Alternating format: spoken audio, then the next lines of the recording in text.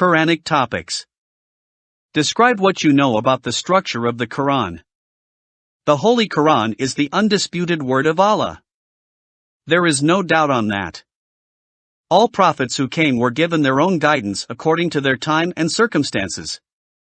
The revelations that were given to our last prophet, PBUH, were over a period of 23 years at Macca and Madina.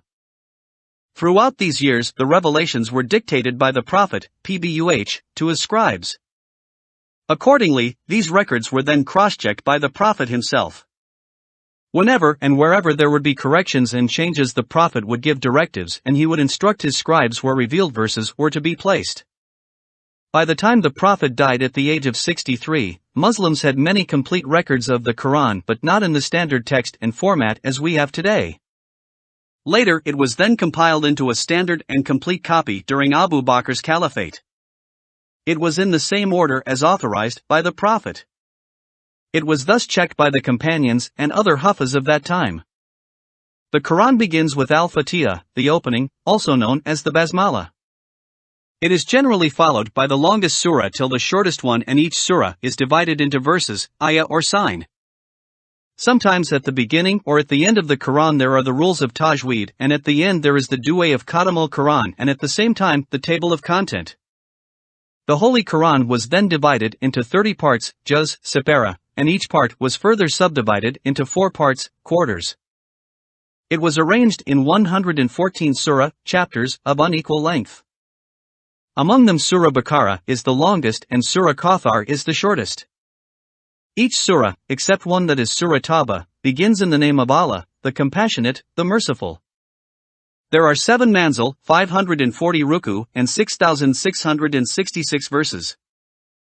On the right top of the Qur'anic page is the juz, separa, number, on the left if the surah number, on the right of the surah before the Basmallah is the number of verses in the surah, on the left is the number of ruku in it, and in the middle is the chronological order of which the surah was revealed.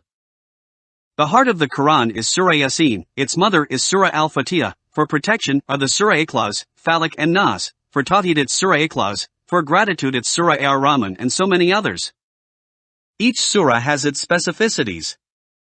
These surah were given names relating to dominant content, e.g. Surah Maryam, and sometimes the reasons for the names allocated to different chapters are only known by Allah and His Prophet, PBUH. It must be noted that the arrangement of surah is not in chronological order in which they were revealed. Such surah was designated as that was revealed in Mecca or Medina. Describe what you know about the contents of the Quran. The Holy Quran was sent as a book of guidance to guide mankind on the right path. As it is said that there is no mistake in it and no one can bring another one similar to that of the Quran. It is unique also through its content and theme. The Quran being the words of Allah, all the beliefs of Islam are found in it. There are many themes discussed in it. One example can be found in such as belief in the one Allah and His attributes, especially of Him as the Compassionate, Ar-Rahman, and the Merciful, Ar-Rahim. The whole concept of articles of faith is mentioned throughout the whole of the Quran. There is the mention of angels like Jibril, Mikael, Israel, Israfil, the witnessing angels, Siyahoun, among others. There is also the mention of the revealed books brought by messengers, Rasul, of Allah such as Abraham, Ibrahim, Jesus, Isa, Moses, Musa, and David, Daud. We have the Suhuf, Torah, Zabar, Injil, and the Quran. There is also the mention of the stories of some 25 prophets, Nabi, such as Adam, Noah, Nuh, Joseph, Yusuf, and Solomon, Suleiman, to name a few. Above all of these prophets, there is the mention of Prophet Muhammad, 3:144, who in various places has been blessed by Allah, like in no doubt we have given you Al-Kawthar. However, we have other kinds of verses dealing with warnings about Satan, Shaitan, Iblis, as being the obvious and declared enemy of mankind and tempting human beings all the way till their return to Allah. There are also warnings about the hard accountability on the Day of Judgment, where our records will be presented in front of us for judgment. There are also the different aspects of the rights of Allah that have been made compulsory, like the mention of prayer, Salat, 243, that of Zakat, purifying wealth by giving a fixed portion annually, that of fasting during the month of Ramadan, 2:183-184, and that of Hajj, 2231. There is also verses dealing with the family life like the marital relationships, most of Surah 4, the relationships between parents and children, duties of children, adoption and the laws of inheritance, for 11-13. There are also verses related to the prohibitions of some foods and alcohol, 2:172-173, the prohibitions of lending money for profit, riba, the prohibition of gambling. Laws related to criminal law, murder and theft were also revealed added to the secrets of the scientific knowledge e.g. Surah Alaq, 96:1-5. Describe the way the Quran was compiled under the early caliphs. The Holy Quran as we have today has been through different stages before its completion. Its compilation was made as from the time of the Prophet, PBUH, till the time of early caliphs like Abu Bakr and Uthman. Among the Ashab, there had been many scribes like Abu Bakr, Umar, Uthman and Ali who dedicated their lives in the service of Islam. They were some of the notable scribes who would jot down whatever the Prophet, PBUH, was saying. In that way the Ashab were able to keep the Quran intact, and in addition to that the Prophet would encourage the Ashab to memorize the verses by heart. However, during Abu Bakr's Caliphate many of those who had memorized the Quran, that is the huffaz, died in the Battle of Yamama. According to some it was a number of 70 and according to others it was 700. Whatever the number, Hazrat Umar feared the Quran may be lost and as such suggested to Abu Bakr to compile it into a book format. When Umar approached Abu Bakr, the latter was reluctant to undertake the work as it had not been done in Prophet's lifetime. Nevertheless, he agreed at last as it will benefit the whole Ummah. Abu Bakr then persuaded Zayd bin Thabit, who was also a scribe, to do the work. His work consisted of collecting the words written on pieces of bones, leathers, papyrus and palm leaves. He also collected from those who preserved in the hearts of men the verses of the Quran. After the work had been done, copies of the Quran had been made and spread throughout the Islamic world. When Abu Bakr passed away, Umar had possession of these and passed it to the daughter of Umar, Hafsa, who was at the same time the wife of the Prophet, PBUH, and it was known as Mus'haf Hafsa. During the Caliphate of Uthman it was noted that Quran was being read/recited in different dialects. As such there was fighting among the Syrians and the Yemenites. In order to calm the situation and avoid further problem though the Muslim Empire was being expanded, Uthman had copies of Quran collected. Zayd bin Thabit was again assisted by 3 other Ashab to look over the text of the circulating Quran and to be compared to Mus'haf Hafsa for accuracy. Hazrat Uthman decided to burn the circulating copies of the Quran. The idea behind that was to bring uniformity among the readings of the Muslims and to standardize the text of Allah. Hazrat Uthman used the dialect of the Quraysh which is found in the Quran, compiled by Hazrat Abu Bakr and left to Hazrat Hafsa, R.A. Hazrat Uthman ordered copies to be made and they were sent to various cities of the Islamic Empire. To make sure that the work is done, other versions were burnt. Another step in the completeness of the Quran due to the increasing converts to Islam and the difficulties to read the Quran by the non-Arab and Arab children, Muawiyah bin Sufyan during the Umayyad dynasty introduced the syntactical marks like Fatha, Kasra, Dwama, Sukoun, Tanween, Mad among others.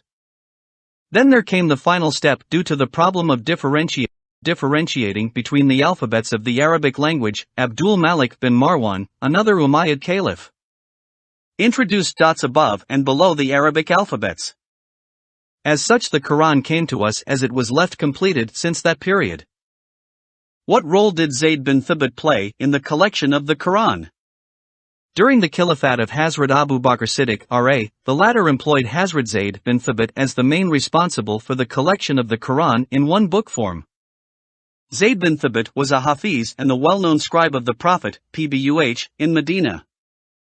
Moreover, it is said that he was a witness to the Prophet's recitation in the presence of Hazrat Jibril, as, during the Prophet's last Ramadan.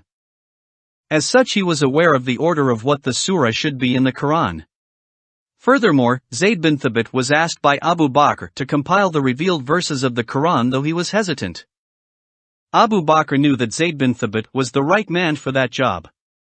Added to the above, Zayd bin Thabit said that by Allah, if he, Abu Bakr, had ordered me to shift one of the mountains from its place, it would not have been harder for me than what he had ordered me concerning the collection of the Quran. That shows how much reliable he was. Then he eventually reconciled to the wisdom of the undertaking and agreed to head the committee, though Hazrat Umar and other companions were part of this committee. It was accepted out of respect for Abu Bakr and the greatness of the mission. Added to the above, Zayd and Umar sat at the entrance of the Prophet's mosque in Medina collecting all written verses which were attested by two witnesses, known as the law of witness methodology, which gave it reliability and authoritativeness. No verse was accepted at first instance. All of them needed verification. More to the point, the panel of Swahaba led by Zayd began locating written Qur'anic verses from parchments made of animal skins, scapula that is shoulder bone, leaf stalks of date palms, and from the memories of men. It was a painstaking task and it required great insight from great men in Islam. Eighthly, these were compared with oral recitation from well-known Quran reciters, Qur'an, for correctness and consistency. This extraordinary effort resulted in all surah and verses duly arranged in the conventions of script and spellings current in Medina. Hazrat Zayd bin Thabit thus became one of the foremost authorities on the Quran. Ninthly, these suf were given to Abu Bakr for safekeeping, then to Umar, and later in the custody of Hafsa bint Umar Farouk, the wife of the Prophet. Hazrat Umar once addressed the Muslims and said, "O people, whoever wants to ask about the Quran, let him go to Zayd bin Thabit."